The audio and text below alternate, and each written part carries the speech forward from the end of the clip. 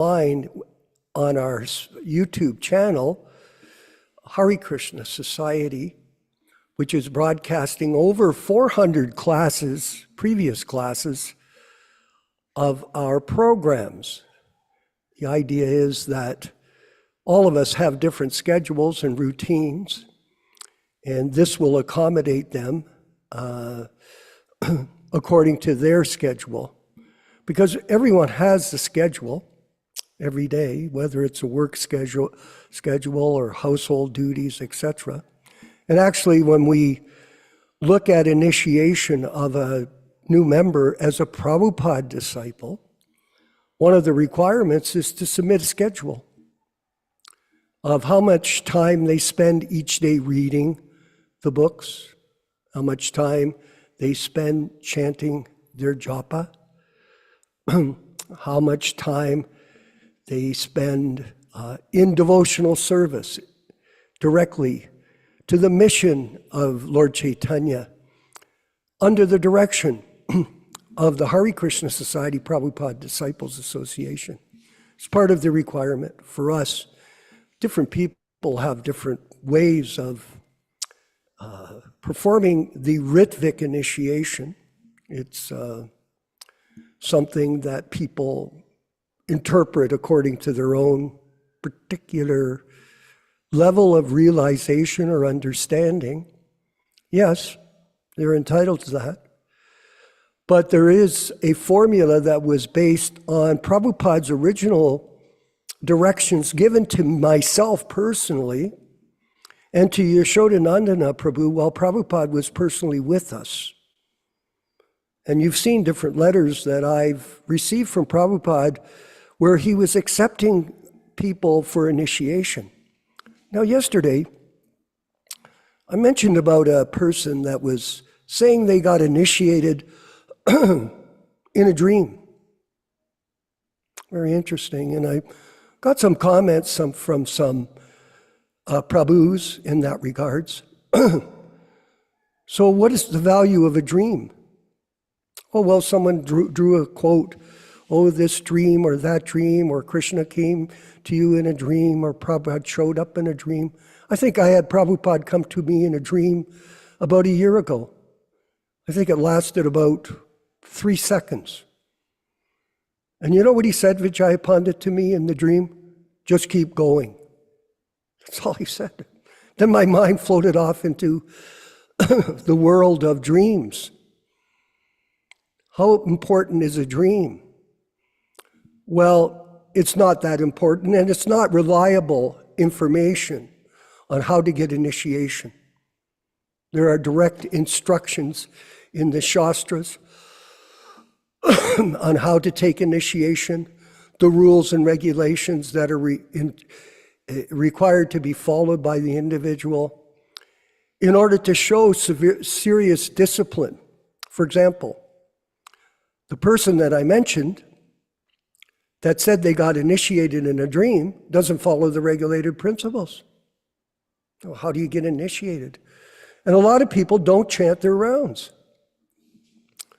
They don't have verifiable proof that they chant their rounds. Well, how can you get initiated if you don't chant 16 rounds? You don't follow the regulated principles.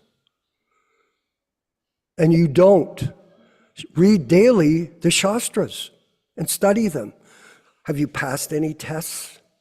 Look, if you're going to become qualified as a dental surgeon, you have to go to the university, Nilesh, as you know, and you have to pass so many different tests. It's not that you automatically get rubber stamped, oh, now he's a dental surgeon or a doctor or a lawyer. No. What is the highest position in this society for a living entity? What is the highest position? The highest position is to be a servant of a pure devotee of Krishna in the line of succession from Lord Chaitanya Mahaprabhu. There's no higher qualification, but whimsically, people make up these concocted philosophies without guidance, either from a Diksha Guru or a Siksha Guru. A Siksha Guru is also important. Very important. In the temples, Prabhupada looked upon his temple presidents as Siksha Guru. He sent a letter to me, make sure you follow all the principles and set the example for all of the people in the temple. That's how he instructed me personally. It's a big responsibility, actually. So all of us here in this group, we have the responsibility to be Siksha. There's not a lot of us. But we have a responsibility to set the example, Trilok. Yes. And if you do, you'll become blissful. You'll become happy because you become liberated from the conditional state of material life due to an entanglement in the modes of material nature, goodness, passion, and ignorance. These people that are speculating on initiation should just listen. Try to be humble. Don't just let the mind go off in some kind of dreamlike state. Look, you can walk around in this world and live in a dream. That's the reality of it, because you're not thinking correctly according to Shastra. Prabhupada was trying to elevate us out of this mundane state. So I'm going to read a couple of sections. If you haven't, by the way, if anybody has any questions in regards to these issues, please feel free to reach out to us. There are ways and means to get a hold of us. These classes are more directed to Shastra and to a deeper understanding of the critical aspects of this philosophy. But as far as details on all these things and all the letters from Prabhupada and all the information from the books, etc., it's an ocean of information. And it requires discussion. So we're more than anxious to hear from you, any of you, all of you, in regards to any questions that you have in regards to this philosophy of Krishna consciousness. So please don't be shy. I always tell people that. People come to me, they say, oh, I want to be a singer. I tell them, well, don't be shy. You've got to step up and sing. So if you want to be a devotee, you've got to step up. You've got to ask intelligent questions and look for good answers. And in this way, you can make advancement in spiritual life without any impediments, not like these bogus gurus from ISKCON. That is a big mistake. I'm looking for some letters, Yashodanandana Prabhu, and we'll put them up in this coming week, dealing with these guru issues, dealing with the Gaudiya Math at the beginning of the classes. But for today, Nilesh Prabhu, I wanted you to go to chapter 7 of the Nectar of Devotion, evidence regarding devotional principles. And I can't read those because I'm busy. Sorry about that. In the 11th canto of Srimad, evidence regarding devotional principles. In the 11th canto of Srimad Bhagavatam, Prabhupada tells Maharaj Nimi, my dear king, please know for certain that in the material world, there is no happiness. It is simply a mistake to think that there is happiness here. A mistake, because this place is full of nothing but miserable conditions. This is one of my favorite sections of the Nectar of Devotion.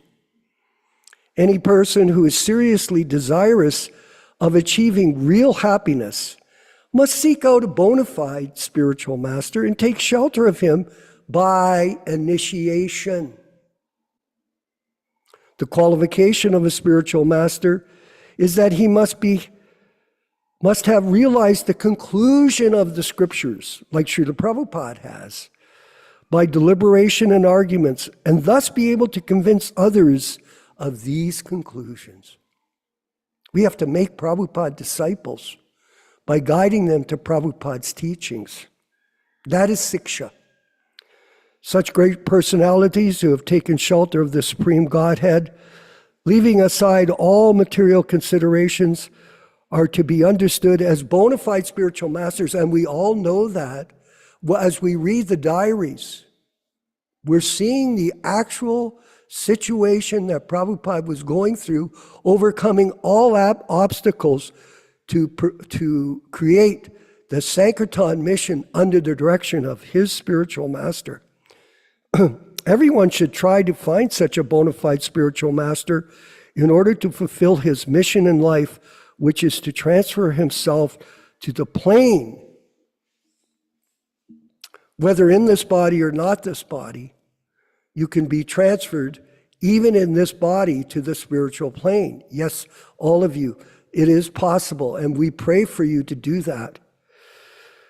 To transfer into a plane of spiritual bliss. The purport is that one should not accept as a spiritual master someone who is fool number one, who has no direction according to the spiritual injunctions, like this Giriraj character.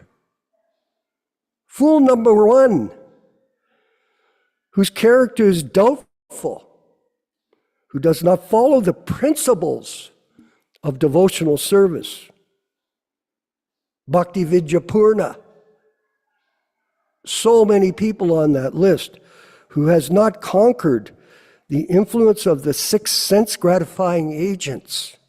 The 6 agents of sense gratification are the tongue, the genitals, the belly, anger, the mind, and words. Anyone who has practiced controlling these 6 is permitted to make disciples all over the world. To accept such a spiritual master is the crucial point for advancement in spiritual life. Crucial.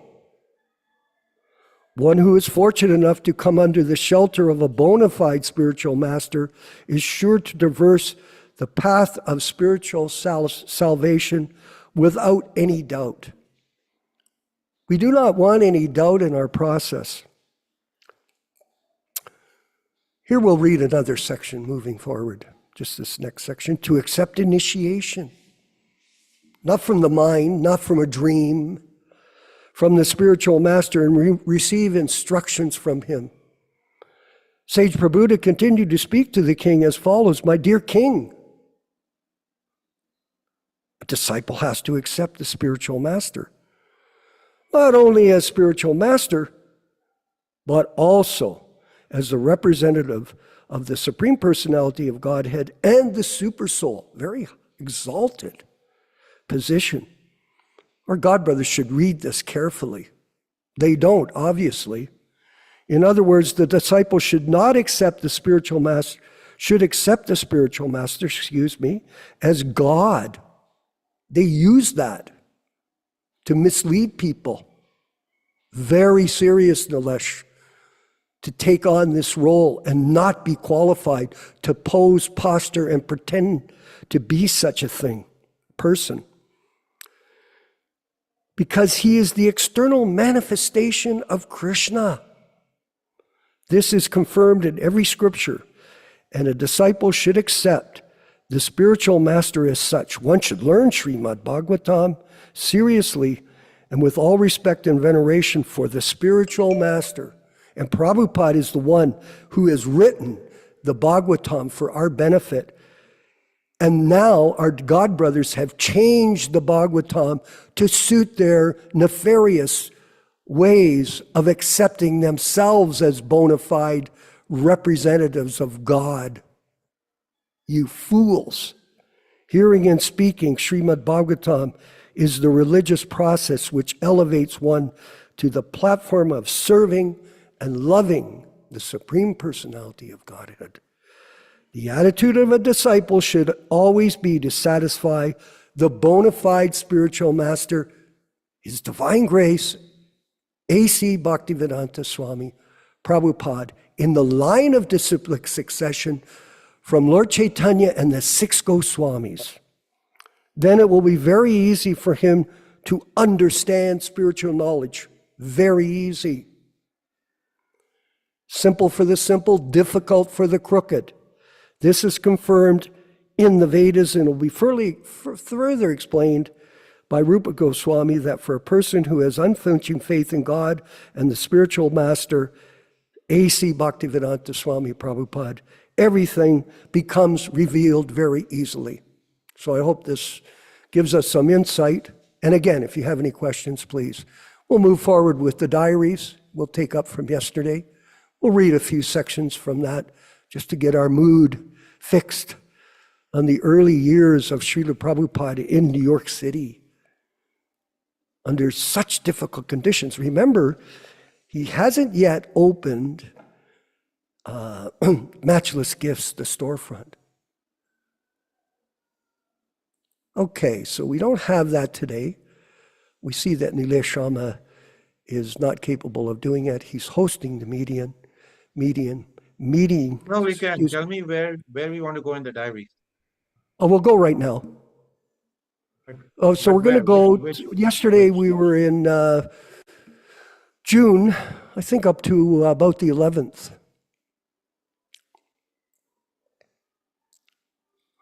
I didn't bring Prabhu's. I didn't bring my diary with me to Mexico because of the weight of my bags. So I left the larger books, just counting on us to be able to put them on the screen. Can you do that, Prabhu? Put up the diary. Thank you. Okay, so sunrise 4:31 a.m., sunset 4:28 p.m. Ostami, today I paid Paul $2 and Carl $20. The total expenditure was $22. I received one letter from Mangala Niloy. He's trying to get him to come and reply to it. Afternoon, there was a Sanskrit class, 5 attended, and the contribution was $2. Eventually, Srila Prabhupada dropped us. One letter written to J.N. Wankawala,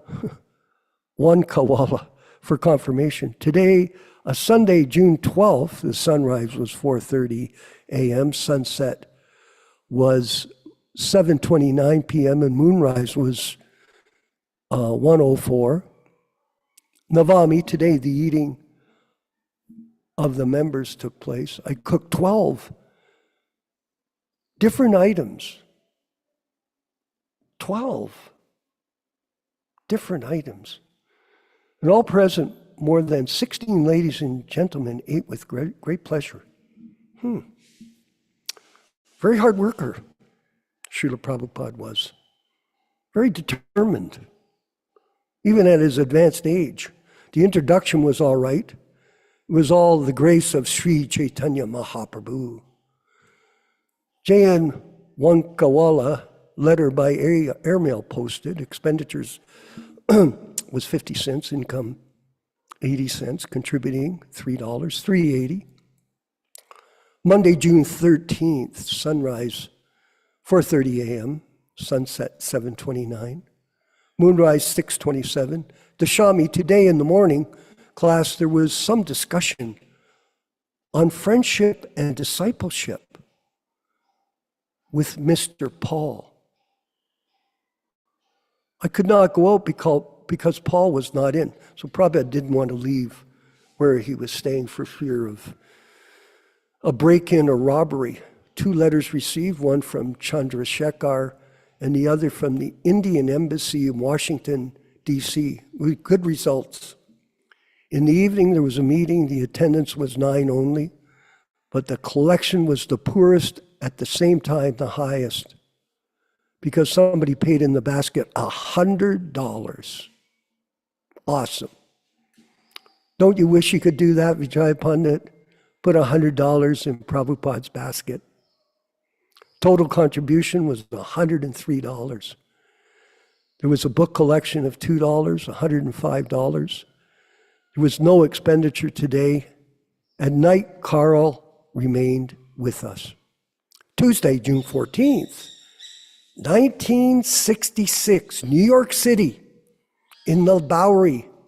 Sunrise 4:30 a.m., sunset 7:30 p.m. Moonrise, 149, Codicy.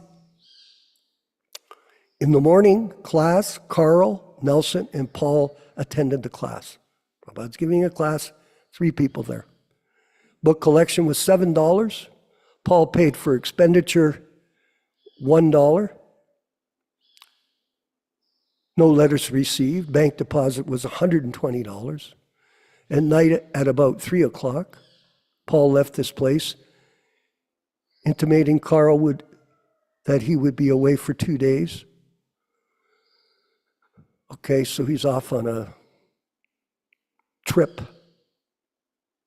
probably LSD.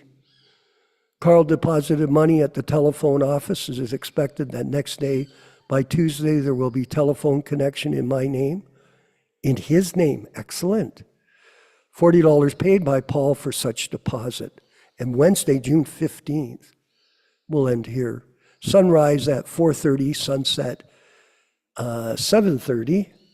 Moonrise 2:1. Dwadasi, Carl paid $1 for expenditure. Paul was absent the whole day and night. In the evening, there was a meeting. There were about 12 heads, but the contribution was only $5.50. The other day, $100 contribution is understood to be made by Carl. It is to be paid to Mr. Goldsmith for registration expenses. So Prabhupada's going ahead to set up the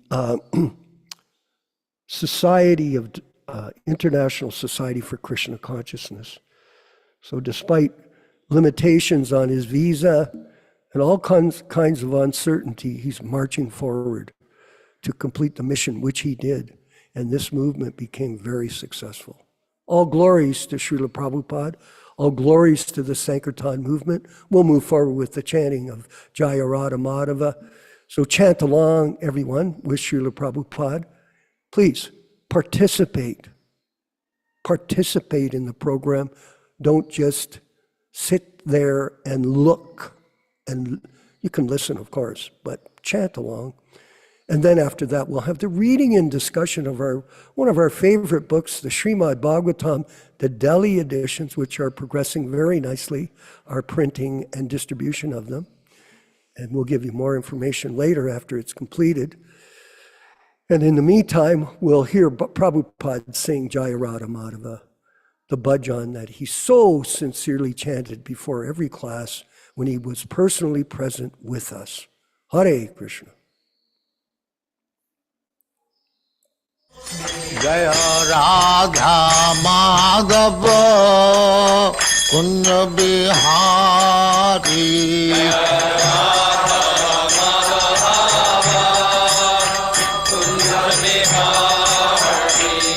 Jaya Radha Madhava Kunja Bihari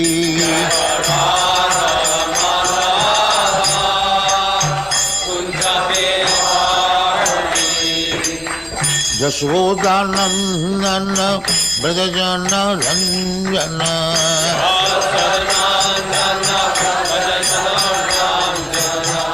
Jashodanandana Brajajana Ranjana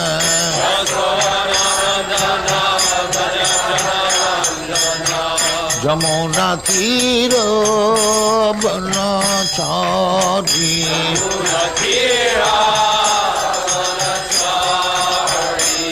Jamuna Tira Banachari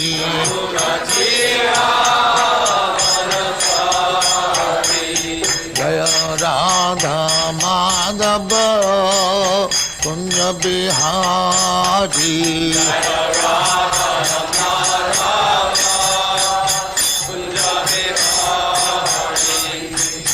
Gopi Jana Vallabha Girivaradhari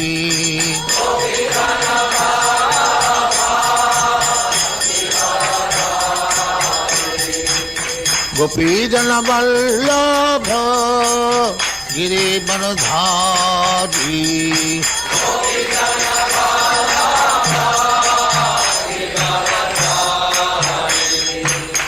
Yashodanandana Brajajana Ranjana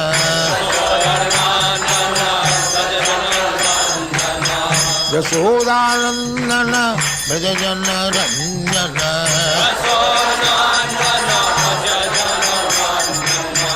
Yamuna तीर बनचारी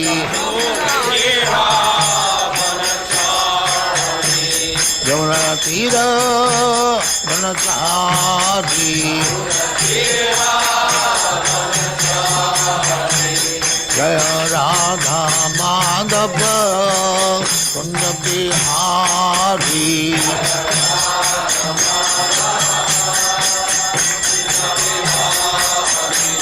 जय Radha Madhav Kunj Bihari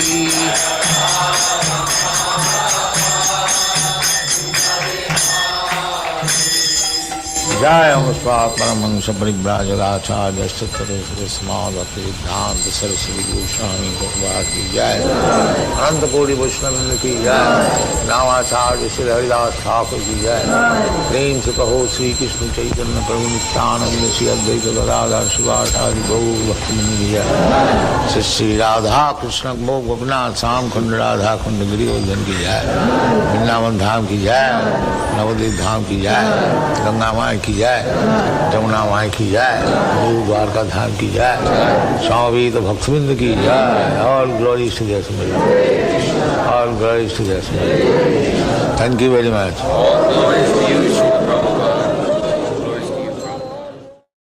Om Namo Bhagavate Vasudevaya.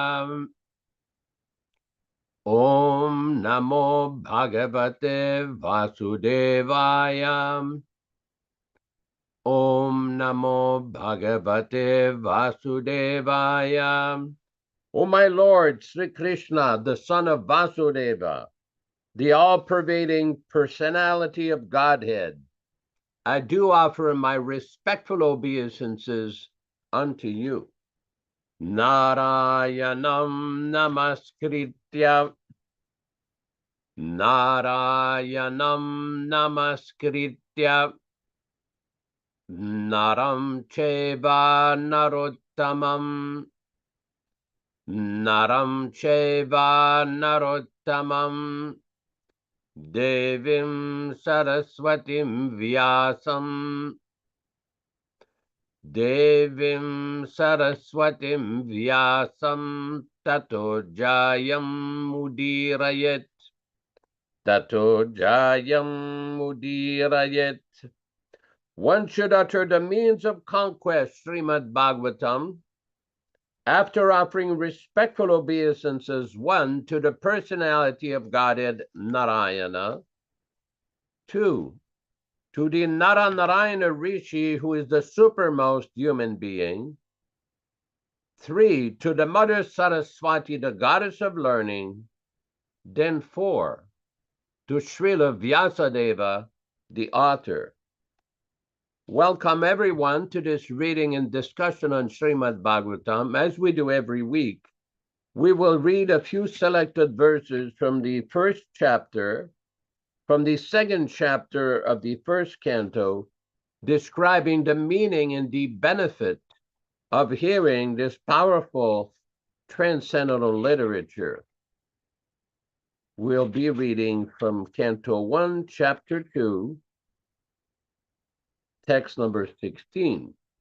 Shushrushoho Shraddhadanasya Vasudeva Kataruchihi Syan Mahatsevaya Vipra Punyatirthanishevanat.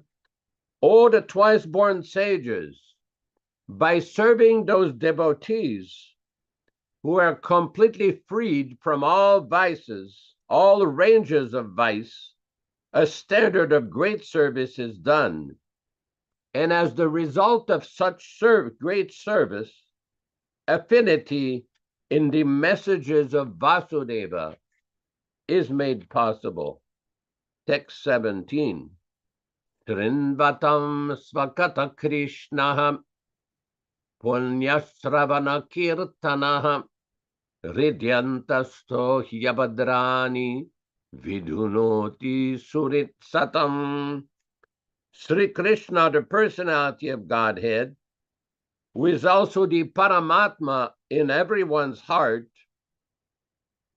and the benefactor of the truthful devotee, does cleanse the desire for material enjoyment in the heart of the devotee, who has developed the urge for hearing his, Krishna's messages, which are in themselves virtuous when properly heard and chanted.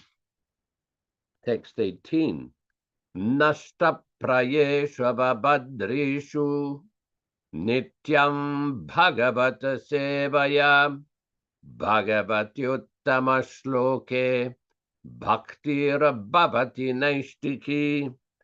By regular attendance in the Bhagavatam class or rendering service unto the pure devotees, all that is inauspicious in the heart of a candidate becomes destroyed almost to nil, and thus loving service unto the personality of Godhead, who is praised with transcendental songs, comes into being an irrevocable fact. Text 19. Tadarajastamo bhava kamalo bhadayaschaye chetaye terana viddam stitam sattve prasidati.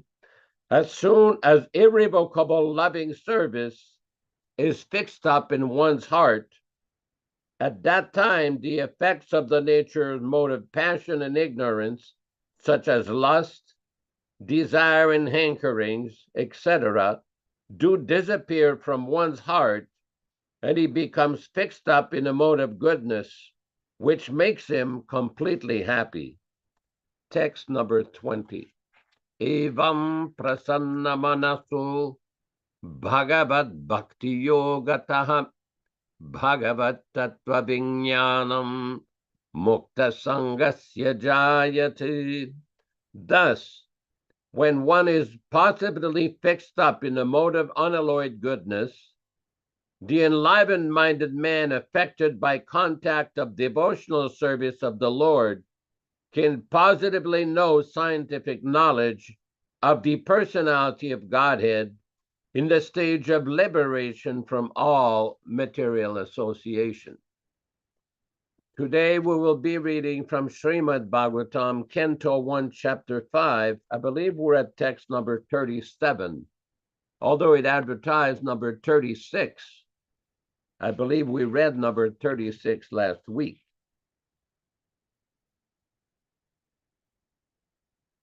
Text number 37. All synonyms, translation, and purports by His Divine Grace, A.C. Bhaktivedanta Swami Prabhupada, founder Acharya of the International Society for Krishna Consciousness, also known as the Krishna Consciousness Movement. Om Namo Bhagavati Tubhyam Vasudevaya Dhimahi Pradyumnaya Niruddhaya Nama Samkarshanaya Cha. Om, the sign of chanting transcendental glory of the Lord. Namo, offering obeisances unto the Lord. Bhagavate, unto the personality of Godhead. Tubhyam, unto you. Vasudevaya, unto the Lord, the son of Vasudeva. Dhimahi, let us chant. Pradyumna, Aniruddha, and Sankarshana, all plenary expansions of Vasudeva. Translation by Srila Prabhupada. Let us all chant the glories of the Vasudeva along with his plenary expansions Pradyumna, Aniruddha, and Sankarshana. Purport by His Divine Grace, Srila Prabhupada. According to Pancharatra, Narayana is the primeval cause of all expansions of Godhead. They are Vasudeva, Samkarshana, Pradyumna, and Aniruddha. Vasudeva and Sankarsana are in the middle, left and right. Pradyumna is on the right of Sankarsana, and Aniruddha is on the left of Vasudeva. And thus, the four deities are situated. They are known as the four aides de camp of Lord Sri Krishna. This is a Vedic hymn or mantra beginning with Omkar Pranava, and as such, the mantra is established by the transcendental chanting process, namely Om Namo Dimahi, etc.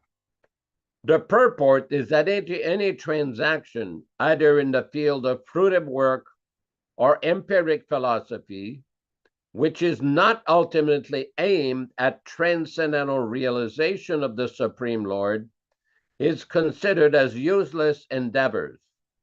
Nārada ji has therefore explained the nature of unalloyed devotional service by his personal experience in the development of intimacy between the Lord and the living entity, by gradual process of progressive devotional activities. Such progressive march of transcendental devotion for the Lord culminates in the attainment of loving service of the Lord, which is called prema, in different transcendental variegatedness called rasas, mellows. Such devotional service is also executed in mixed forms, namely mixed up with fruitive work or empiric philosophical speculation. Now, the question which was raised by the great rishis, headed by Saunaka, about the confidential part of Suta's achievement through the spiritual masters is explained herein by chanting hymn consisting of 33 letters. And this mantra is addressed to the four deities of the Lord with his plenary expansions. The central figure is Lord Sri Krishna, because the plenary portions are his aides de camp. The most confidential part of the instruction is that one should always chant and remember the glories of the Lord Sri Krishna, the Supreme Personality of Godhead, along with his different plenary portion expended as Vasudeva, Sankarsana, Pradyumna, and Aniruddha. These expansions are the original deities for all other truths, namely either Vishnu Tattva or Shakti Tattvas. Om Ajnana Timirandasya Jnananjana Shalakaya Chakshuran Militam Yena Tasmai Shigurave Namaham Namaum Vishnu Padaya Krishna Prestaya Bhutale Srimate Bhaktivedanta Swaminiti Namine Namaste Saraswate Deve Gauravani Pracharine Nirvishesha Shunyavadi Pashatya Deshatarine Bhakti Siddhanta Shishyaya Bhakti Vedanta Namine Prasannaya Prashantaya Tasmai Shigurave Namaha Bhagavad Vandanam Khadyam Guru Vandana Purvakam Kshiram Sharkara Yuktam Kadate Hi Visheshataha Adadana Strinam Danter Idam Yachi Punaha Punaha Srimadrupa Padam Bhoja Dhulishyam Janma Janmani Amsho Bhagavatosmyaham Sadadaso Asmi Sarvata Tat Kripa Pikshako Nityam Tat Preshta Sat Karomishvam Sri Krishna Chaitanya Prabhu Nityananda Sri Advaita Gadadhara Srivasadi Gaura Bhakta Vrindam Hare Krishna Krishna Krishna Hare Hare Hare Rama Rama Rama Hare Hare. In the Bhagavad Gita, Chapter 4, text 11, Lord Krishna describes, Yeyatamam prapadyante tam stateva bhajamyaham. All of them, as they surrender unto me, I reward them accordingly. Now, this is very important because sometimes there's a misunderstanding that if one engages in the process of devotional service, then what will he do for solving the problems of life? Here we go. Prophet explains here, all of them, as they surrender unto me, I reward accordingly. Everyone follows my path in all respects, O son of Prita. And Prophet explains, everyone is searching for Krishna in the different aspects of his manifestations. Krishna, the Supreme Personality of Godhead, is partially realized in his impersonal Brahma-Jyoti effulgence and as the all-pervading supersoul dwelling within everything, including the particles of atoms. But Krishna is only fully realized by his pure devotees. Consequently, Krishna is the object of everyone's realization, and thus anyone and everyone is satisfied according to one's desire to have him. So this is very important because we see that different transcendentalists are aspiring for spiritual enlightenment, are aspiring for spiritual realization. The yogis are aspiring to various bodily exercises, pranayam. The jnanis are aspiring to understand the Vedas and the Upanishads through philosophical searching. But the highest level is to understand Krishna through the process of bhakti, the process of natural, loving, devotional service. This is the natural tendency of every living entity. Everyone nowadays, with the use of technology, we can see so many things. Recently, a devotee sent me a picture of a young girl. She must have been maybe 5 or 6 years old, and she goes in the field and deals with the cows. The cows are very gently coming to her, trying to move their necks towards her in the hope that she will pet their necks. And in a loving way, she rubs the cow. Although this is an animal, we can see that they still have feelings, natural feelings of affection.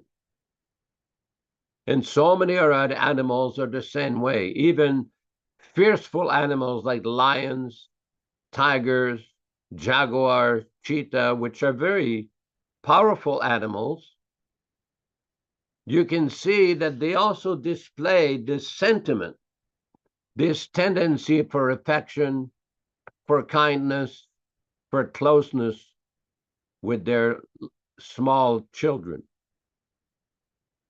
Now, where is that tendency coming from? That is the tendency of the soul. The soul is looking for affection. It's looking for kindness. But in the material world, that so-called search for affection ends in frustration. There's a very interesting verse from the Padma Purana, which Srila Prabhupada used to often quote. It is described that the yogis, Ramante yoginanante satyananda chidatmani iti Rama padenaso param brahma abhidiyate.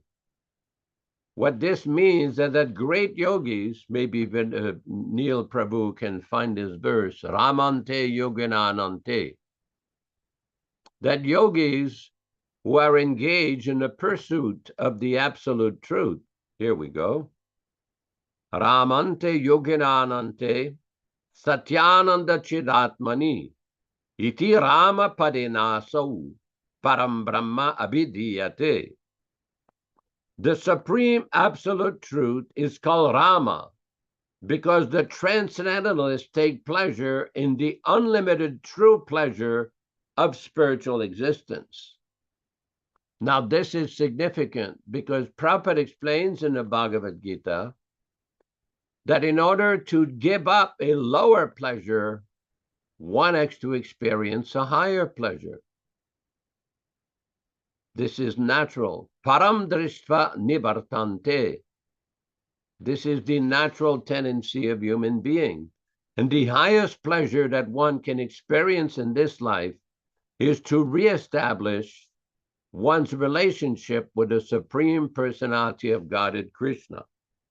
Now, this particular text of Srimad Bhagavatam, Prabhupada explained it very nicely in the third paragraph. The purport is that any transaction, either in the field of fruitive work or empiric philosophy, which is not ultimately aimed at transcendental realization of the Supreme Lord, is considered as useless endeavors. In this world, everyone is very busy trying to find pleasure in so many ways. People work very hard to maintain their families or to maintain themselves. There are so many endeavors for sense gratification, but ultimately, by the nature of this material body we have, it ends up in difficulties. That's why Lord Krishna describes in the Bhagavad Gita, Dukkalayam asasvatam. The nature of this world is temporary, asasvatam, and dukkalayam. There is misery here. But nobody wants miseries. Nobody gets up in the morning and prays to God, oh, send me some more misery. No. Everybody is looking for relief from miseries. This is very important. Here we go. This is from Bhagavad Gita, chapter 8, text 15. Lord Krishna says, Mamupetya punarajanma dukkalayam asasvatam napnuvanti mahatmanaha samsiddhim paramam gatim. Let's see how Prabhupada translates this. After attaining me, the great souls who are yogis in devotion never return to this temporary world, which is full of miseries, because they have attained the highest perfection. So as we were discussing, in this material world, although the tendency is everyone wants to enjoy, no one wants to suffer, but yet we get a very different result. Wherever you are, just like right here on this screen, we have people from Mexico, people from America, people from different countries, from India, from Nepal, and everyone is looking for some pleasure, for some satisfaction. But when we carefully analyze what is going on in this world, it is not very happy. Everyone knows the conditions right now in human society in different places like the Middle East or in Ukraine. There is conflict. There is strife. This is the position in the material world. Everyone is looking for happiness because that is the natural tendency of every living being. This is the natural position. In the Vedanta Sutra, it is described, Ananda Mayo Vyāsat, the nature of the soul is Ananda, transcendental pleasure. Everyone is looking for pleasure. Unfortunately, we're looking at it the wrong way. once we reestablish our connection with Krishna by the process of bhakti, then one can start to experience the real pleasure. And this can be experienced practically by the chanting of Hare Krishna, Krishna Krishna, Hare Hare, Hare Rama, Rama Rama, Hare Hare. So many times we hear persons complaining how there are so many different difficulties in the world. And of course, everyone knows different politicians who claim that they have all the solutions to the problems in the world will bring up so many different points. Here we have our Neil Sharma Prabhu giving us the quote. Those who have seen our temple, we worship Radha and Krishna in jubilation. They are along with the gopis playing the flute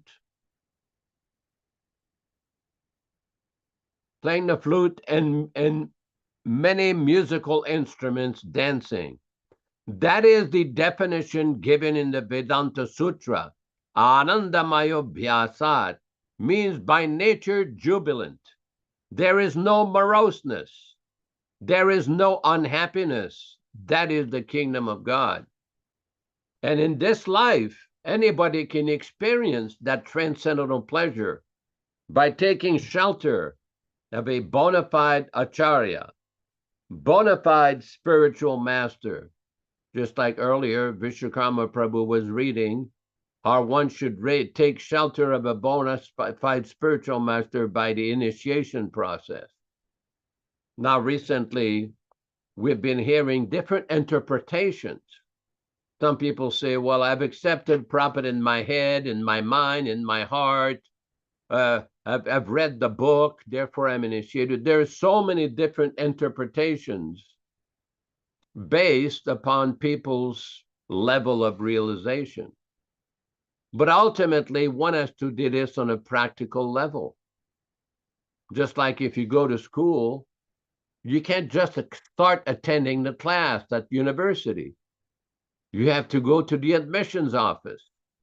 You have to be admitted as a candidate, as a student. Then you can go to the classroom and start learning from the professor.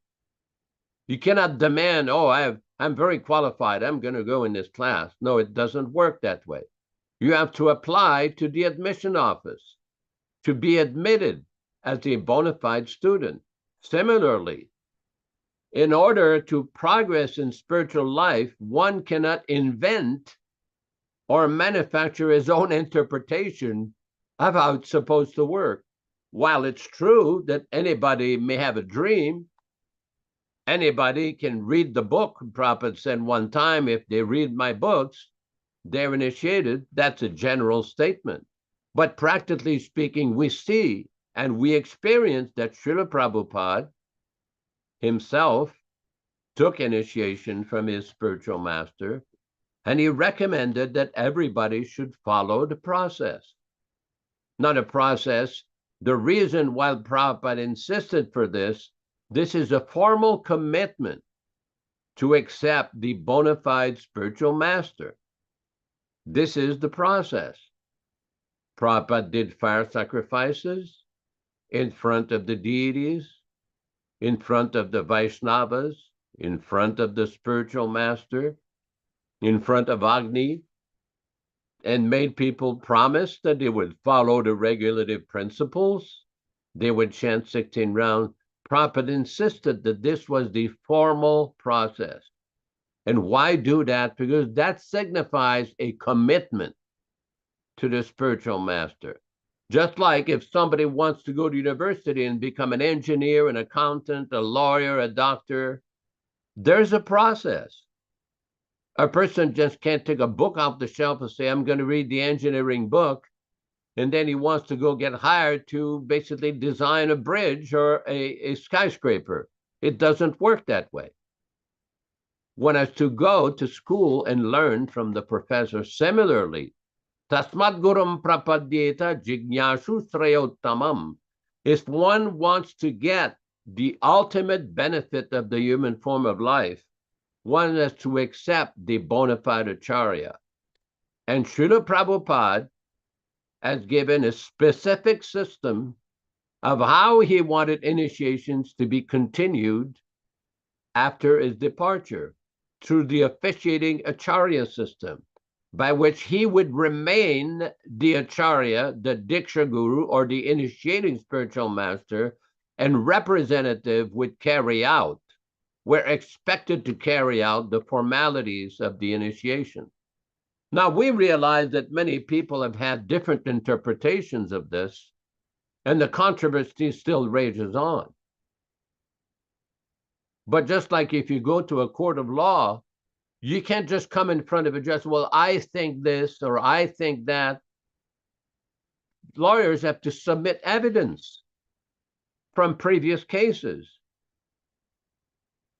In 1969, Srila Prabhupada was discussing cooperation with an organization in India called the Chaitanya Mission. So they exchanged some information, and Prabhupada wrote a letter to one Bhagavat Maharaj from this group. And he says, I see from your articles that the Acharya is entitled to nominate his successor in writing. But Prabhupada says, we do not find any record where our Guru Maharaj appointed any Acharya after him. Similarly, in his society, Prabhupada never left any record of appointing one successor, 11 successors, or 1,011 successors. This was a concoction due to false ego and personal ambition. And devotees should be aware of that. Devotees should not be lured into thinking falsely that Prabhupada appointed some initiating acharyas. That is foolishness.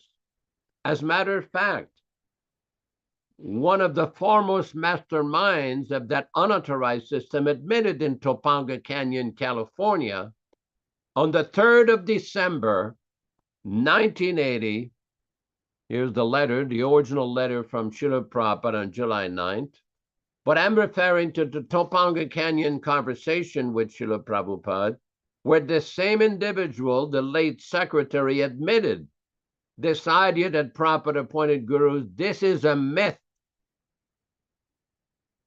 One should not misconstrue the statements of the Acharya, the spiritual master, for personal aggrandizement. This is very dangerous and very misleading. One should be honest with oneself and honest with others. Then one can make progress very rapidly in spiritual life. Otherwise, it will simply be show bottle. We don't need any more show bottle in this movement. We need people to follow properly and according to Srila Prabhupada's instructions. Now here we go. He's got the actual conversation. And then the late secretary says, actually, Prabhupada never appointed any gurus. You have to, okay. He did not appoint 11 gurus. He appointed 11 Ritviks. He never appointed them gurus. Myself and the other GBC have done the greatest disservice in this movement the last 3 years, because we interpreted the appointment of Ritviks as the appointment of gurus. And a little bit later on, there was a statement, this appointment is a myth. We're not interested in mythology. We are interested in factology, actual facts. Thank you very much. Hare Krishna, Hare Krishna. Thank you very much. Yes, very well explained today's verses for us. And I thought it was interesting, Prabhus, that Yashodanandana made an example of an engineer taking on the role of an engineer, but not being qualified. So what happens? As you know, engineers construct bridges. There's usually a team of engineers, and they just construct bridges. But if the engineer is not qualified to construct the bridge, then under stress, guess what happens? the bridge breaks. And if the cars are on the bridge, they all go down into the sea, and everyone dies. So like that. If you have unqualified engineers, unqualified gurus who take up the process of Krishna consciousness and are not qualified to teach according to the disciplic succession, they and their organization will fall. And all the members that are on that bridge with them will also go down. This is a serious matter, to accept the role as a representative, an acharya of Srila Prabhupada, when you're not. And here we read, very interestingly, that the GBC was never sanctioned to approve gurus. Never. Prabhupada never approved a successor, appointed a successor. Very, very clear. But still people interpret it. They misrepresent the information for their own personal ambition. You know, it's a business, Prabhu, Pirangelo. It's a business. Here we have it. Just read that out, Prabhu. Prabhupada never appointed any gurus. He didn't appoint. This is Tamal Krishna, this American fellow. Tamal Krishna Goswami's word. Yeah. He actually, Prabhupada never appointed any gurus. He didn't appoint 11. We all knew that. I didn't have to hear it from Tamal. He appointed 11 Ritviks. What does that mean? Well, most people don't have a clue what that means, including these people in ISKCON. They've made it a derogatory term. Yeah. Or you're a Ritvik. Oh, you can't come to this temple. What kind of nonsense is this? He never appointed them gurus. Myself and the other GBC have done the greatest disservice to the movement the last 3 years, 32 now, it's even longer than that now, because we interpreted the appointment of Ritviks as the appointment of gurus. And Ritvik means you're initiating someone on behalf of Srila Prabhupada. You're not initiating them as your disciple.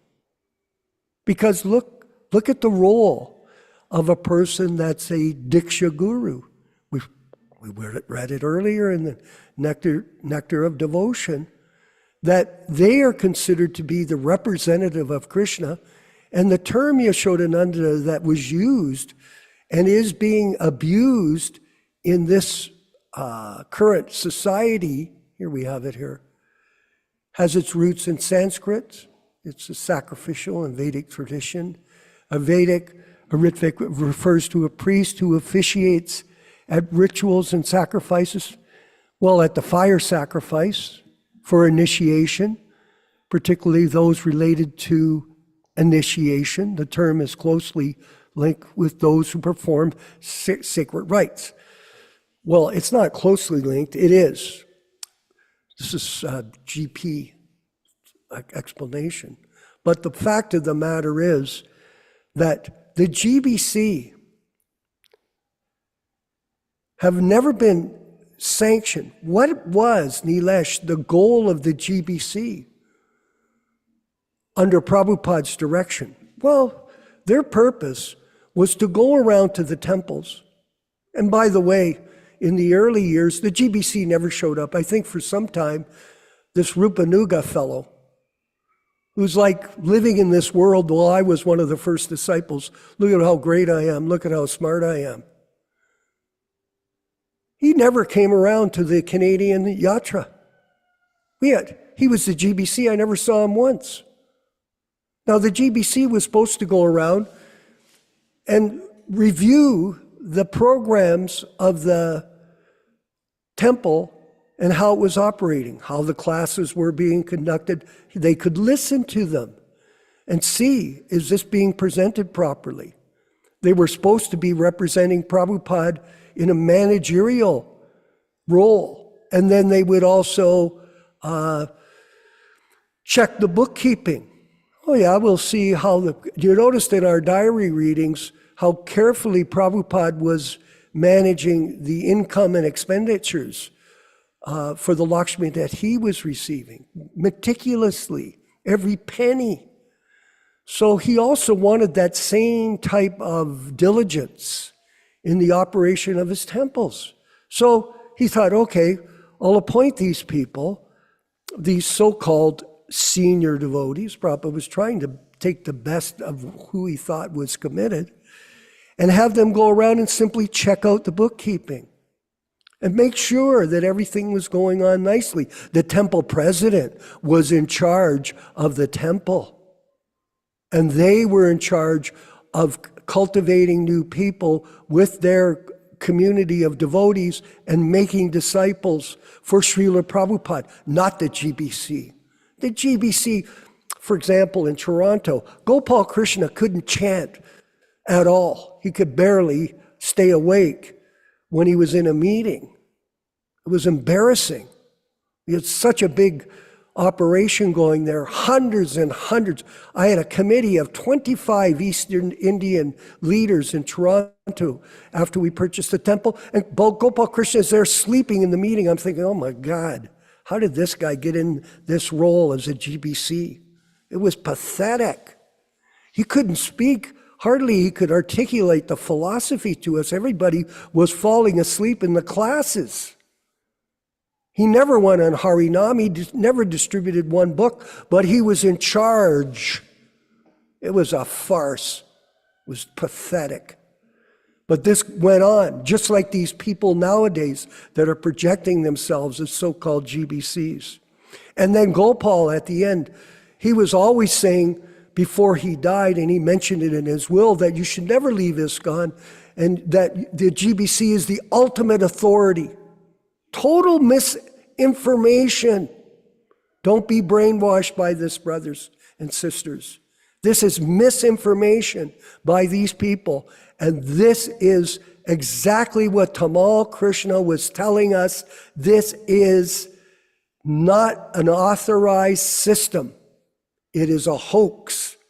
And these bridges that are built by engineers that are not qualified will crash.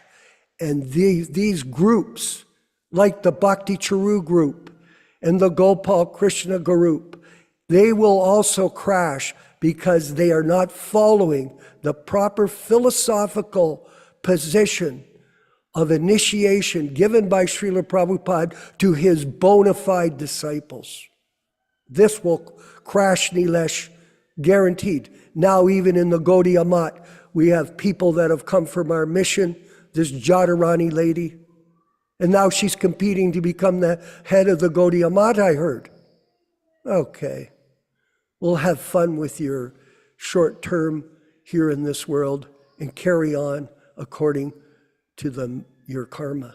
Yashodanandana Prabhu, if you could further elaborate. Well, thank you for these various points. And I do know that there was a very important conversation that Srila Prabhupada had with one of his disciples named Shama Sundar Das. This was compiled a book called Dialectical Spiritualism. Dialectical Spiritualism. These are conversations about Mao Zedong and the Russian and Chinese communist system. I'm going to read a few excerpts. Devotee, the Chinese scoff at the Russians that they're not communists. They say we will not abide by this different manager, only one pay scale for everybody. Srila Prabhupada, first of all, this communistic idea came from Russia and China imitated. Devotee, well, it came out of the proponent philosophers.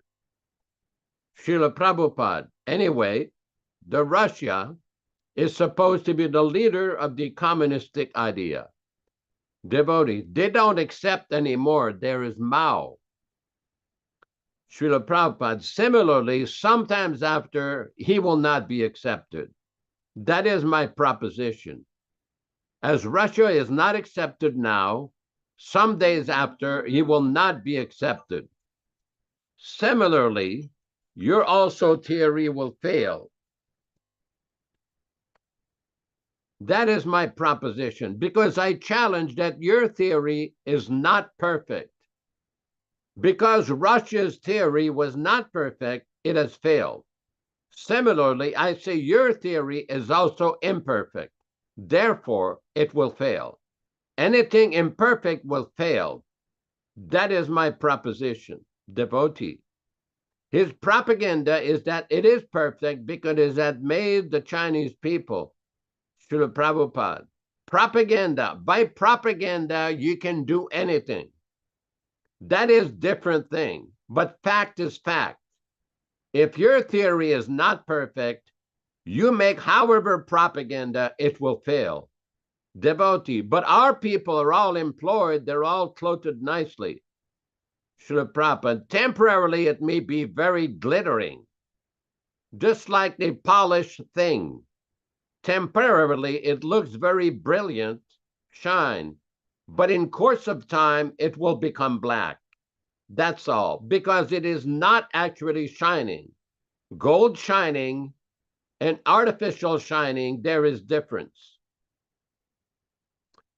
Devotee, he says that these class conflicts can be resolved through prosecution and repression of counter-revolutionaries at home.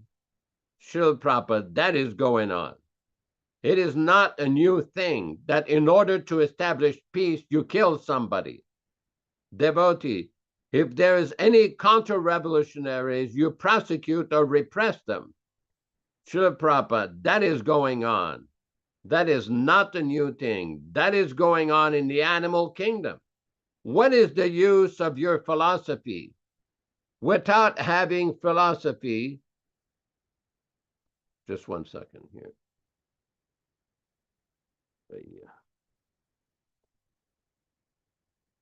By philosophy, you give something which will not create any conflict. But by conflict, by crushing, by subduing, if you want to establish your peace, then what is the value of this peace? This is very similar to the situation we saw after the departure of Srila Prabhupada in 1977 on November 14th.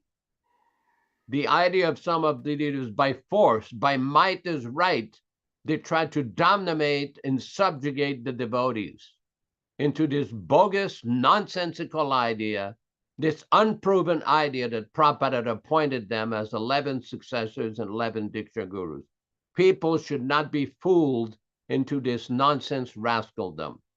Thank you very much. Hare Krishna. Well, this goes on. Misinformation is common. We're going to move forward with our panel discussion with Ron Singh's going to comment, and Nilesh, of course. So but I wanted to say this, that a lot of times the neophyte, now a neophyte means someone that's new, that's inexperienced in the discipline, but they have an opinion, okay? The opinion is different than fact. So what they do, Prabhus, is they speculate on this philosophy. A little bit of knowledge is a dangerous thing. And then, not only do they speculate, they fault find Prabhupada's disciples. Yes, they do. And they criticize them. They tell, and their so-called gurus also blaspheme us. They also fault find us. Yes, we are not fault finders. We are fact finders. There is a big difference between a fault finder and a fact finder, but they distort that because of their personal motives. Misinformation, Trilok. It's misinformation campaign, brainwashing in the real essence of the term. We're not brainwashers. We're fact finders. And we're not trying to disturb the disciplic succession. We're trying to preserve the disciplic succession. And the neophytes will speculate. Oh, yes, they will. Oh, it should be this or it should be. They have no idea what the philosophy is, but they've got an opinion. We are not opinionators. We are fact finders. Understand that. And here, Trilok, is the point. Prabhupada told us, critically study these books. Critically. Now, someone could say, well, you're repeating the same thing. No, we're not. We're not repeating. Look, I read from the Nectar of Devotion earlier, Prabhu, Nilesh. Was I repeating the same thing? I was repeating from the Nectar of Devotion. We've been reading all these different quotes, all this different philosophy in support of what we're saying. We're not manufacturing things. A lawyer doesn't walk in the courtroom and think, I think the law is this. These people, Yashodanandana Prabhu knows, they're afraid to discuss with us. We're prepared. Please, I beg you to call me. Let's see if you're equipped, Mr. Bhakti Vikash, in the Krishna, whatever the heck it is in Atlanta, Krishna Life. Call me up. You think you're so smart. What is real intelligence? You repeat what you've heard from your spiritual master. If you can't do that, you're making it up. This whole thing is a hoax, everyone. A colossal hoax. And we should understand that. And don't be afraid, ever. Of course, if I went to India, it might be some danger for me. But that's different. But this thing is very serious. And that's why we're insisting. One sec. Ron Singh, maybe you could give us some insight from this.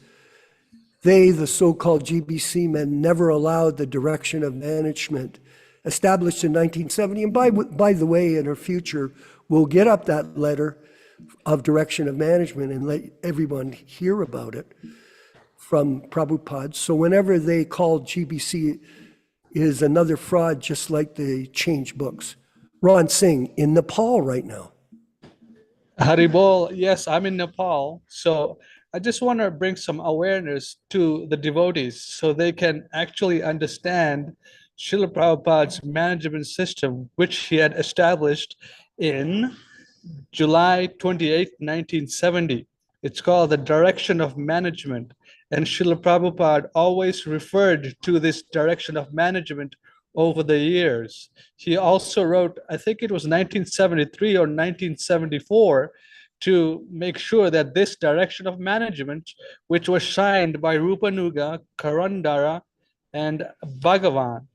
So Srila Prabhupada, with this document, establishes the management system of his society, which he created.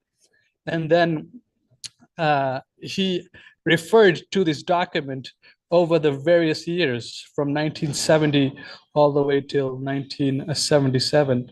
So devotees should refer to that document and actually figure out what is Here it is on the screen, Prabhu. Here it is on the screen. If you want to read, can you see it? Can you read it a bit? Yeah, I can see it here. One second. It's a long document, so I would recommend that devotees to read it, and then various names are there. And if you go down, you can see all the temples here. These are all the names that these are the people that were responsible. And then he discusses about what is the actual responsibility of the GBC members and how they're to be elected. So all the devotees here should familiarize. Hold on, Ron, let me read this. Particulars of the governing body commission, because I was talking about that, Prabhus. 1, the GBC oversees all operations and management of ISKCON as it receives direction from Srila Prabhupada and His divine grace has final approval in all matters. 2, His divine grace will select the initial 12 members of the GBC. In the succeeding years, the GBC will be elected by a vote of all temple presidents. They completely removed the temple presidents from any position of authority, Prabhus. They ruined it. Who will vote for 8 from a ballot of all temple presidents. Never did that, which may also include any secretary who's in charge of the temple. Those 8 with the greatest number of votes will be members for the next term of the GBC. What a sin! It's revolting to see how they've changed all the directions. Srila Prabhupada will choose to retain 4 commissioners in the event of Srila Prabhupada's absence. The retiring members will decide which 4 will remain.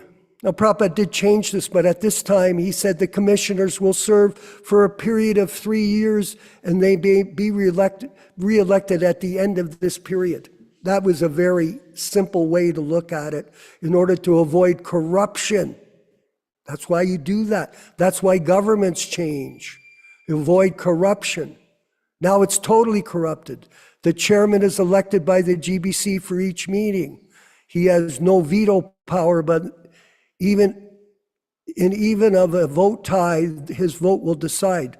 The same will apply for votes cast by mail between regular meetings throughout the year. Each of the commissioners will stay with His divine grace for 1 month at a time and keep the commissioners informed of His divine grace's instructions. He's trying to personally teach them.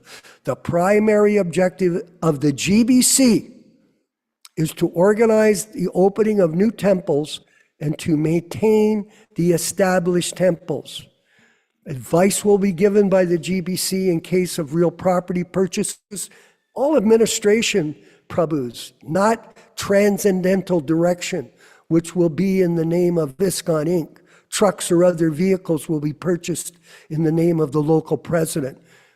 I should say in terms of philosophical issues, in terms of Guru Tattva. Removal of a temple president by the GBC requires support by the local temple members. The GBC has no jurisdiction in the publication of manuscripts, which will be handled by a separate committee. Profits returned to Srila Prabhupada. So far, my books are concerned, I'm setting up a different body of management known as Bhaktivedanta Book Trust. The trustees of this body are also members of the GBC, but their function is not dependent on the GBC. ISKCON Press was created for the exclusive publication of my books and literatures and should be continued in that way. And during my absence, no one shall live in my apartment. His divine grace, A.C. Bhaktivedanta Swami Prabhupada. And like you said about Ron Singh, Bhakti Ron Singh, people can go to these letters, they can review them, very insightful. And we are fact finders, not fault finders. Nilesh Sharma, please. You have some Hare questions Krishna. for Yashoda. Hare Krishna, Jai Srila Prabhupada. At this juncture, I would like to invite anybody who is non-English speaking, if they have any questions, to question us in that language, in that particular language, just to try out to see how worldly would function. So if you can please, if anybody has any questions, especially those who are non-English speaking. Anybody wants to ask any questions? Let's try somebody from Italy. Vijaya Pandit, please ask a question. Come on. And please talk slowly. Anybody? Maybe you can ask the question in Hindi. Nilesh Prabhu. Unfortunately, I have already signed up with English so that I'm sharing the screen. So when somebody talks in another language, it'll come up as you see in the,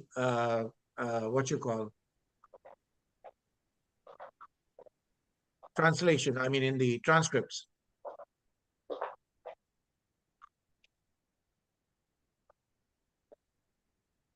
Nobody wants to ask a question? Vijaya Pandit, can you ask a question in Italian, please? Allora, volete che vi faccia una domanda in italiano? Regina, che domande li facciamo? Oh, it's coming in Ehm, Italian over here. Si capisce? Io sto parlando in italiano. Vi traduce in inglese? Come la traduzione? Okay, it's translating in it. It's giving it in the Italian language and not translating in English, so we'll have to look into that. All right, then I have a question to Yashodanand Prabhu, that he was mentioning that the spiritual master, we have to go through a formal process of admission, just like how we get admitted into the college. When the spiritual master is not physically present, how does one officially get admitted into the institution? If you can shed some light on that particular aspect, because we are always inundated with something called living guru and how we should, be only with a living guru, because of course, when the person is living, you can talk to him and he can say that, yes, I'm accepting you as my disciple. So what happens when the spiritual master is physically unmanifested?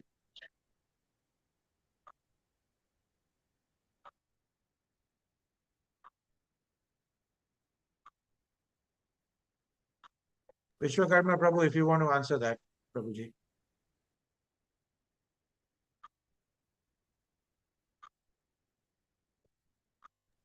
Vishwakarma Prabhu, you need to unmute yourself. Thank you. Prabhupada actually still lives in sound, as we all know, that the spiritual life is transcendental, not based on bodily conception. And it is possible for the disciplic succession to continue by people being accepted as Prabhupada disciples according to the rules and regulations that he set up for us to follow. And that's why we're on a campaign, Prabhu, to find new people who are qualified to get initiation to the disciplic succession according to Prabhupada's instructions. And this is called, and because we were with Prabhupada personally, we're seeing ourselves as responsible to maintain this disciplic succession properly and not by this current ISKCON guru system. So there's two choices. You can go to associate with a Vapu representation of this process, thinking that it's superior. Or you can take shelter of the Vani incarnation of Srila Prabhupada as your shelter and help in that process from bona fide disciples who also see Prabhupada living in sound and are able to transmit a correct understanding of this philosophy to these neophyte people so that they can get a proper understanding of this philosophy. So Vani Vapu. The Vapu is important, but more important is Vani. And hearing the instructions of the spiritual master and following them carefully, this is the proper way to take shelter of the spiritual master. Nilesh, please. Yes, so the idea is, Prabhupada has very clearly mentioned in his letters, in his memorandum of direction of how management about how things will be conducted. Yes. So there are temple presidents who will oversee the new applicants, who will Yep. make sure that they're following the 4 regulative principles. They are chanting their 16 rounds, and they have been following the philosophy, reading the books. And if they are in good standing, it is on the recommendation of the temple president. You see? So even currently, if you look at the way ISKCON runs things, they do go through this whole process because the letter has to be sent from the temple president to whoever is the initiating so-called guru, and they go about it. So because this framework is not there, there has to be some oversight which needs to make sure that the new applicants are in those lines of what you call requirements, the eligibility requirements. And then once you are in that eligibility requirements, then the Yes. initiations would be carried out. So uh, I know that the ISKCON Bangalore group of temples, they do have their temple presidents who go through the similar kind of a situation. But in Prabhupada Disciples Association, Yeah, we have a these set of different rules. branches. We have these different branches, and if you are close to any of these branches, I'm assuming that anybody who can approach these people or who can even show Yeah. regular attendance in these different classes would go about it. So if you can shed some light on that, Vishwakarma Prabhu. Okay, well, very good point. So the system is the same. Is the only difference is who is initiating. And, there can be different groups, and if you feel like Bangalore group is good for you and you want to follow that, that's fine, and you follow the rules. We also have a system, and I'll distribute it to our membership in the coming weeks on the rules and regulations that we put up in order to qualify one for initiation, first initiation as a Prabhupada disciple. Being temple presidents, we're following the same system that we followed back then when Prabhupada was personally with us. And we're not changing anything. And really, initiation, Prabhu, real initiation is your commitment. It's not necessarily formal, but formality is also very good. So someone who is committed to Prabhupada as his or her guru, who is a follower of Prabhupada, who's doing their best to make advancement, they can stay as a Prabhupada disciple in purpose. If they want to expand their service, if they want to do more, then they can approach us for the initiation process, and we'll submit the requirements. We have a Brahminical council of devotees, and they will also review the application, because Prabhupada is living with us. There's no question of that. And what we're doing is making sure in our own specific understanding of this philosophy, how this person is living up to the standard that Prabhupada gave while he was personally with us. And it's self-evident. Like we have our Prabhu Vijaya Pandit in Italy here on the screen. Now, there's no question in my mind, or in Yashoda or our other group, that he's a Prabhupada disciple. Why? Because by his actions. Not by his words, by his actions. And he does speak, and he shows his such a commitment as a Prabhupada disciple, and he is one. There's no question of that. And we have other people in our group who are of the same mentality. They're Prabhupada disciples. We know the difference between a real Prabhupada disciple and someone who's pretending to be a Prabhupada disciple. Yeah, and we've made mistakes, by the way. We didn't have a rigid process before, for so many years. And a lot of people came and they blooped due to personal purposes, reasons. But we're separating the curd from the milk. We're separating the sincere from the insincere. Sometimes we make mistakes, but is it our mistake? No, it's their mistake because they fail to live up to the commitment that they made, or they failed to understand the commitment they're making to become a formal disciple of Srila Prabhupada. Nilesh, go ahead, please. Hare Krishna. So yes, Yep. so the idea is that there will be a certain screening which will be recommended, Yes. and that the type of screening needs to be kind of formalized.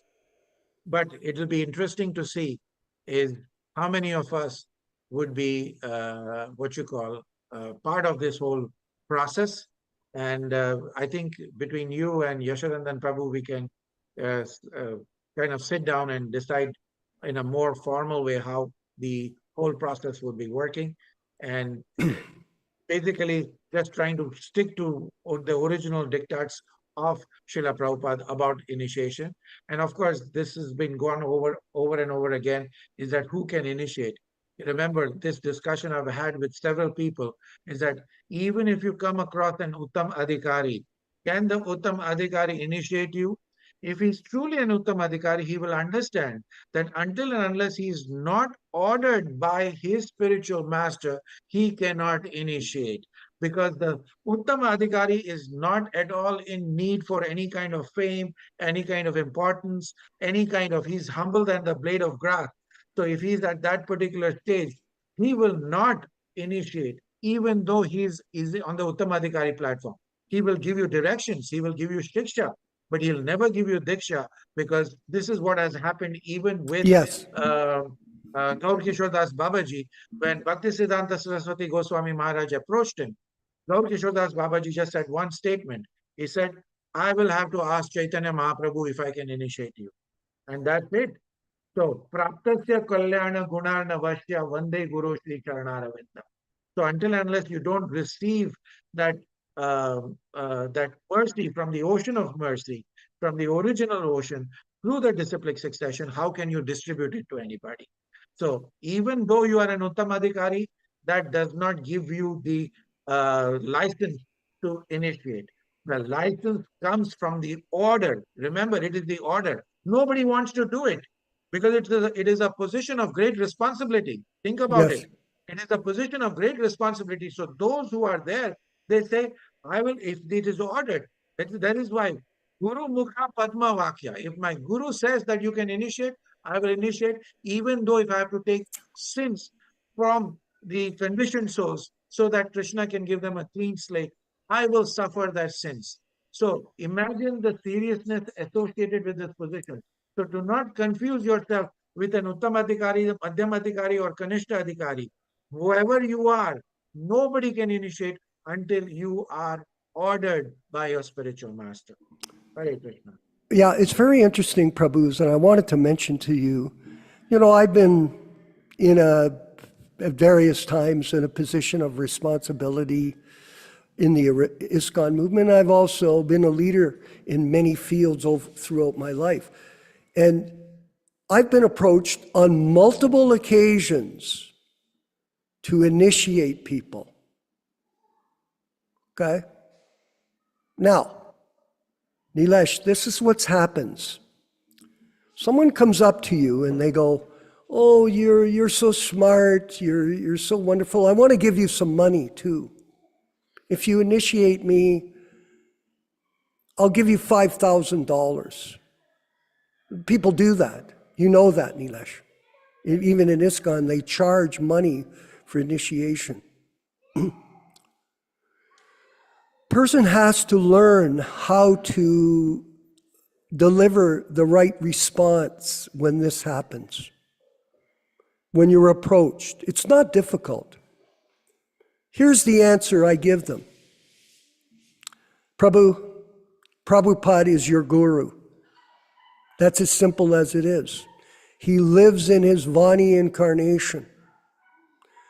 He is personally present in his books, in his lectures, in his instructions. You follow the instructions. You study his books critically. Associate with bona fide devotees. We have an organization, the Prabhupada Disciples Association. Come to our classes. Take up the service. We also have ambitious plans for book publication, as you know. I'm not revealing, but we have plans. We don't know how Krishna will help us, but we have that desire. And then you become a Prabhupada disciple. We have an initiation process. We had a review process before, but we've had many people fail. Yashoda's initiated maybe 15, 20 people. I don't know what the list is, but it's quite a few. And these people turned around and stabbed us in the back due to their hypocrisy, their confusion, their blasphemy. Okay, that doesn't bother us. We're not here for self-aggrandizement. We're not here for money. We don't need it. Krishna has blessed us. And we understand what it means to help people become Prabhupada disciples. There's nothing greater than that. Prabhupada used to tell us this when I was a temple. Decorate yourself with a garland of devotees. That's what you do. How many devotees did you make for the disciplic succession? Not how many devotees did you make for yourself. It's just such a simple thing. And then you feel free. You're exonerated of any karmic implication that comes with initiation. Nilesh, do you realize, and I know you do that, so I shouldn't have said it like that, but do you realize that a person that accepts initiations has to accept the karma of all of their disciples? Do you think you're that qualified? I can barely deal with my own karma.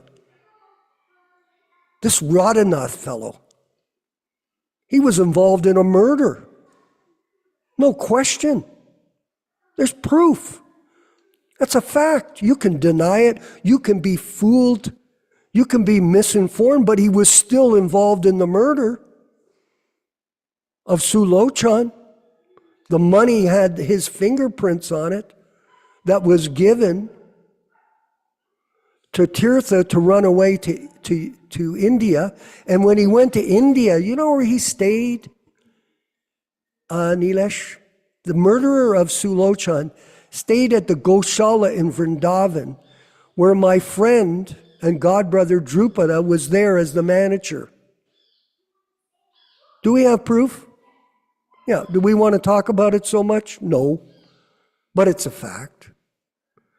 We are taking shelter of Srila Prabhupada. We are making disciples for Srila Prabhupada, and we want to teach our colleagues how to take shelter of Srila Prabhupada in his instructions, his books, and everything else that he's doing. And in this way, they will be successful, and they'll be able to continue this process and learn how to do it themselves, and this movement will carry on without any disturbance. It's that simple. So, Nilesh, thank you very much. I really appreciate the dialogue. I don't want us to carry on. If anyone has any questions, please just call us. It's common sense. It's not difficult to understand. Prabhupada is living with us in his Vani incarnation. That is the point. Vani in sound. This is yoga. This is not hatha yoga where you've got good exercises. It is not philosophical. It is bhakti yoga. And that bhakti comes out in Shravanam Kirtanam. All glories to Srila Prabhupada. We'll move forward now with the chanting of Hare Krishna. Please chant along. And it's only 2.5 minutes, and then we'll have our closing section. Hare Krishna. Hare Krishna, Hare Krishna, Krishna Krishna, Hare Hare, Hare Rama, Hare Rama, Rama Rama, Hare Hare. Hare Krishna, Krishna Krishna, Hare Hare.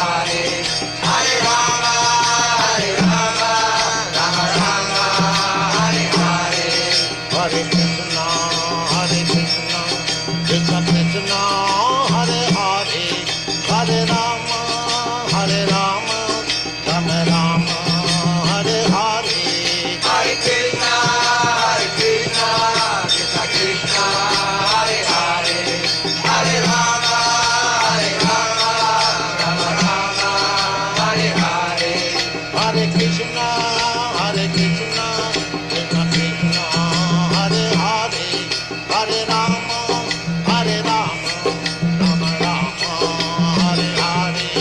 Hare Krishna, Krishna Krishna, Hare Hare, Hare Rama, Rama Rama, Hare Hare. Hare Krishna, Krishna Krishna, Hare Hare, Hare Rama, Rama Rama, Hare Hare. Hare Krishna, Krishna Krishna, Hare Hare, Hare Rama, Rama Rama, Hare Hare. Hare Krishna, Krishna Krishna, Hare Hare, Hare Rama, Rama Rama, Hare Hare. Hare Krishna, Krishna Krishna, Hare Hare, Hare Rama, Rama Rama, Hare Hare. Hare Krishna, Krishna Krishna, Hare Hare, Hare Rama, Rama Rama, Hare Hare. Hare Krishna, Krishna Krishna, Hare Hare, Hare Rama, Rama Rama, Hare Hare. Hare Krishna, Krishna Krishna, Hare Hare, Hare Rama,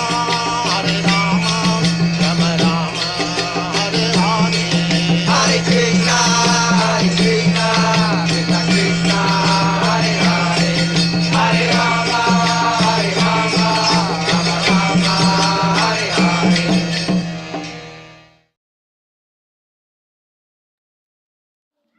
Vanchakalpa tarubhyascha kripa sindhu bhaivacha